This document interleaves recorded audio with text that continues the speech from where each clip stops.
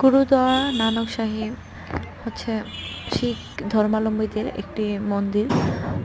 এখানে প্রতি শুক্রবারে লঙ্গর অনুষ্ঠিত হয়। লঙ্গর মানে হচ্ছে অনেক ধর্মাবলম্বী বা হিন্দু, মুসলিম, বুদ্ধ, খ্রিস্টান সবাইকেই খাওয়ানো হয় ওনাদের মন্দিরের প্রসাদ হিসেবে। তো আমি মাঝে মধ্যেই যাই ওখানে।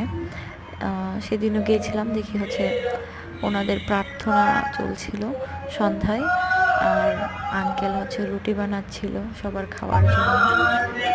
প্রতিদিন সন্ধ্যায় ওনারা আরতি করে, আর হচ্ছে একদম ভোরবেলায় প্রায় 3টায় মানে সূর্যোদয়ের অনেক আগেই তারা হচ্ছে তাদের যে সকালের প্রার্থনাটা সেটা শুরু করে। প্রতিদিনই সেখানে কোনো না কোনো কিছু প্রায় অনুষ্ঠান থাকে, বা কেউ যদি যায় তাদেরকে আপ্যায়ন করা হয়। আর প্রতি শুক্রবারে সবার জন্য উন্মুক্ত থাকে। শনিবার এবং রবিবারেও হচ্ছে যারা নিম্নবিত্ত মানুষ তাদেরকে খিচুড়ি খাওয়ানো হয়। খুবই সুন্দর একটি জায়গা।